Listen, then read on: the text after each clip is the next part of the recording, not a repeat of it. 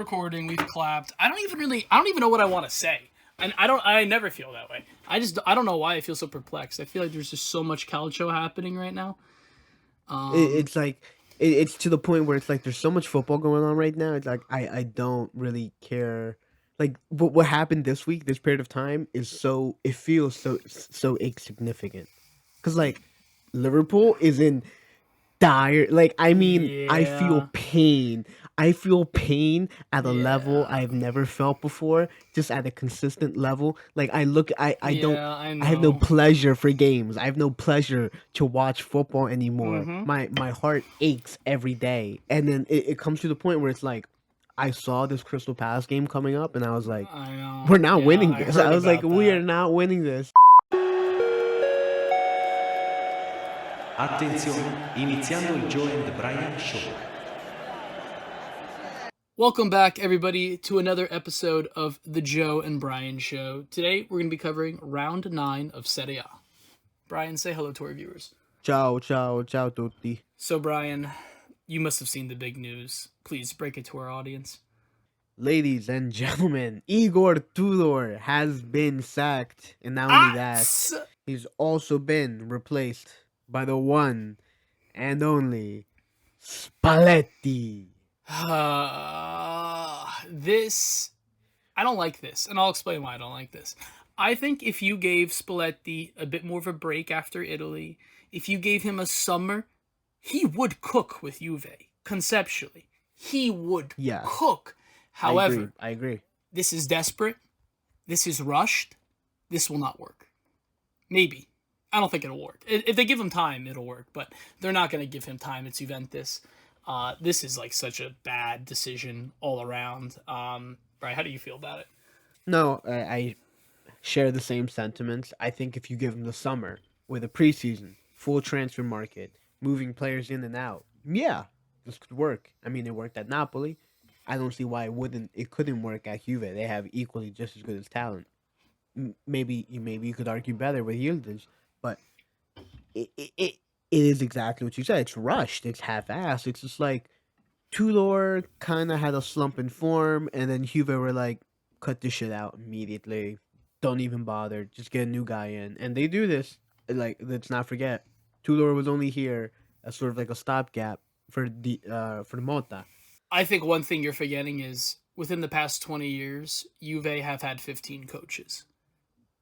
Let that sink in for a moment. I mean, this is what they do. And that's why are we including even surprised. Well, here's why: because they gave Conte time, and then they perfectly picked Allegri. They gave him time. They both went on beautiful dynasties. Before that and after that, shit shows at Juventus. They enjoyed one era of dominance, and since then they can't put together a simple project. Like, and honestly, I think this all goes back down to Pirlo, and maybe even before him as a coach. I don't know. I don't even know. But I instead of, just sitting here and ragging on Juve, let's give him a benefit of a doubt, which I can't believe those words left my mouth, but it did. Spalletti, he is a competent coach. He is a good coach. And I think we know what he's going to provide. 4-3-3, 4-2-1. Or 4-2-3-1, sorry. I don't really see him doing anything besides that, personally. Yeah, I'd be surprised if he did come in and just bust out like a back three. I'd feel as if he's kind of rushed, like he's forcing it, because I mean, yes, they do have the quality for a back three. I mean, they have players like Kostic, they have Jean Mario. I mean, fuck it, you could play Conceição there. McKennie's even played there. I mean, there's no need to do that, but they do have like players who could play in these wide positions, even Kalulu. But the defense just isn't. The players aren't good enough. I think in a back four they could mitigate their disadvantages. All right, let's say we're building out this team. Goalkeeper Di Gregorio, I think, is pretty implied. Yep. Left back, I think it has to be Cambiaso, right? Unless Cambiaso, you could play Lloyd Kelly Mario, there. You could play. I don't think you want to play Lloyd Kelly there though. You could put Jean Mario, Kalulu. You have options at left back, essentially. I think you could do, when he's healthy, Bremer at center back. I think you might want to put Kalulu at right back. I don't know. I don't love him there. Gatti. and then we're putting Bremer and Gatti in the back.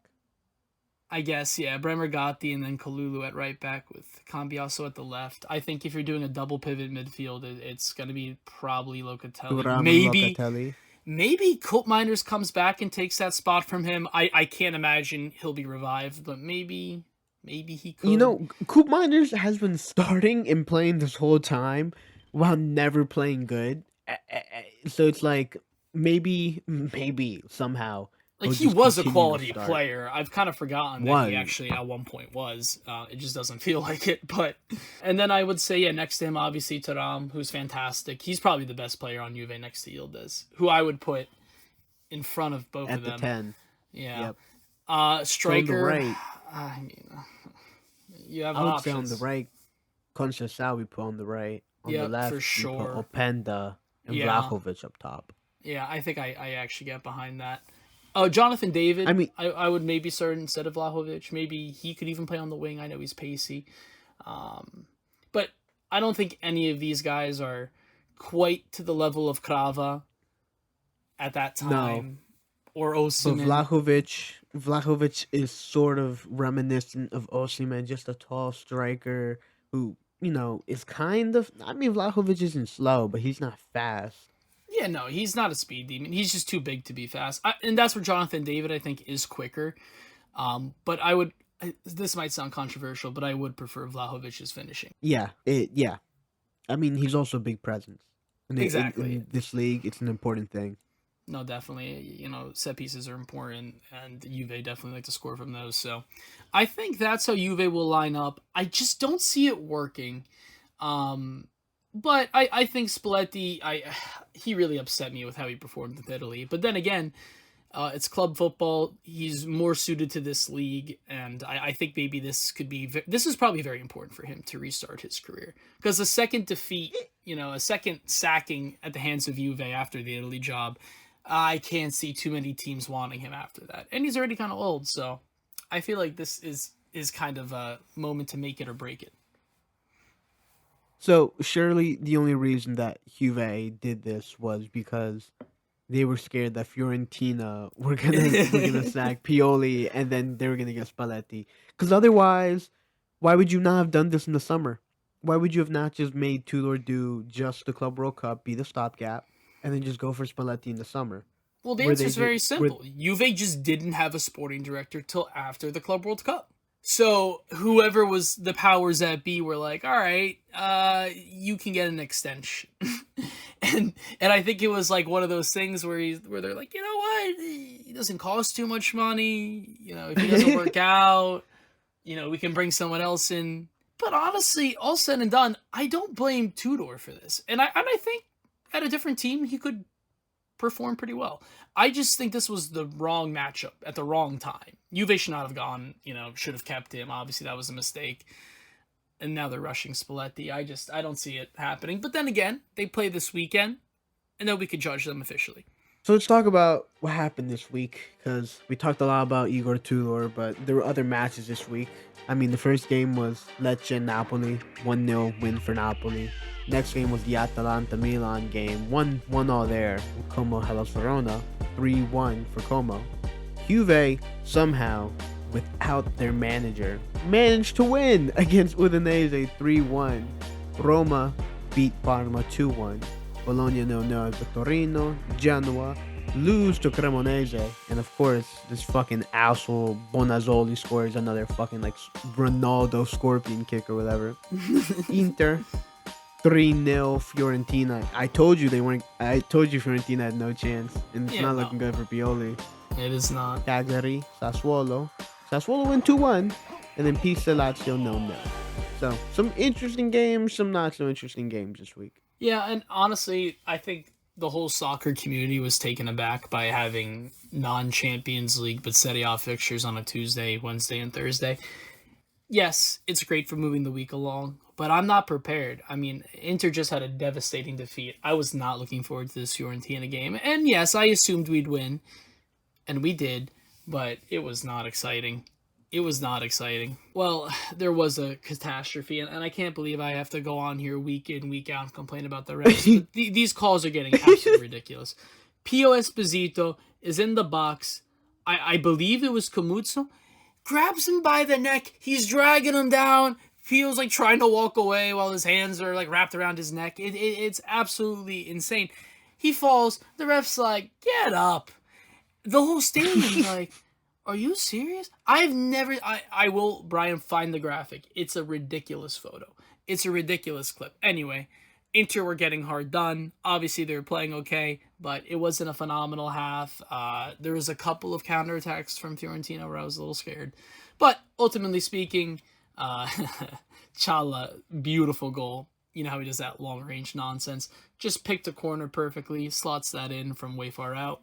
And then Barella plays a simple ball to Sukic. I believe it, or maybe it was Lautaro who played the ball to Sukic. But Sukic does this like ball roll slot finish, just dribbles through the Fiorentina defense. Fantastic.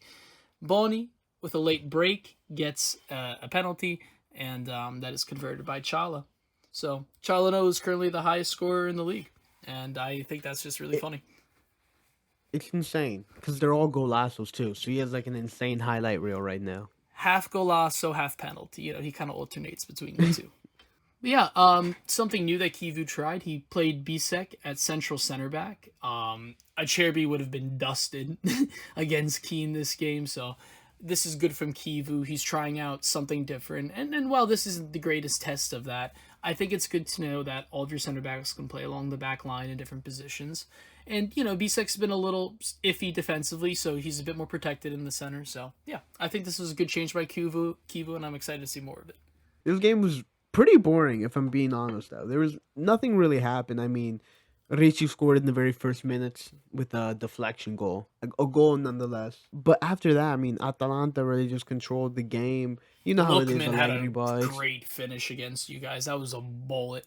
Yeah, he's back. See, that's the other thing. Atalanta are going to get their shit together. They're the only team in the league undefeated. It's them and Bayern Munich, right? Imagine that. Atalanta and Bayern are the only undefeated teams right now in the world. But the scarier part about Atalanta is they're on the same level of points as Sassuolo. So they don't even have their shit together, Atalanta, and they're still undefeated. And that's what's crazy. I mean, they're in 9th place, like, but I think the results they've gotten, like, you could take some victories out of this. And I don't think they're in any rush to sack their manager. And I think if they follow through with him, they might end up higher than Juve this season. Atalanta doesn't really fill me with that much excitement at this moment. A lot I'm of waiting teams to in see it come Serie to A life. have put that. Like, there were so many teams not even a season ago. And we could cut this part if you like. I don't care. But there's been so many teams I used to love. I used to love watching Sassuolo. I used to love watching Lazio. Like, there were certain teams that were just fun to watch. They had exciting managers. They played good ball. This season, this is all about survival. I don't think, besides, like, Cesc Fabregas, and even he's not doing anything phenomenal, who's exciting to watch this year? Like, Inter's young and different, but Conte's boring. Gasperini ain't scoring goals. You know, Bologna, I feel like, still doesn't exactly have an identity yet. I feel like there's nobody I enjoy watching. Fiorentina is also in the mud. Watching Allegri is actually, like, it's actually painful. It's, like, difficult to get through. And I don't want to say that there's, like, a brain drain in the league, but there's definitely, I don't know, a staleness, maybe? I think once Gasperini gets Roma going, I think Roma will be fun. Well, we say that, but they're still tied for first place. And obviously Roma is not going to hold this. But they're getting really big points early in the season while they have a healthy Dybala. And I think that's the most important thing, because you don't know how long he's going to ever last for. Right? Yeah, like, Roma they need to get more goals. If they get goals, and I'm really proud of their defense, though. Like, that's what's more impressive, like, about them. Like, they just haven't really conceded that many times. I'm glad we were able to beat them. But they're definitely not the anti-Napoli. I think it's going to be Inter Milan Napoli, all fighting for it. I think Roma will hang in there for a little while too. But then I think one by one, these teams are just going to disappear. Ooh, Milan-Roma next week. No, not next week. Saturday. Yes, but like next match week. That's what I'm saying, but it ain't even next week. It's 3 days from now. Get ready. Oh, okay.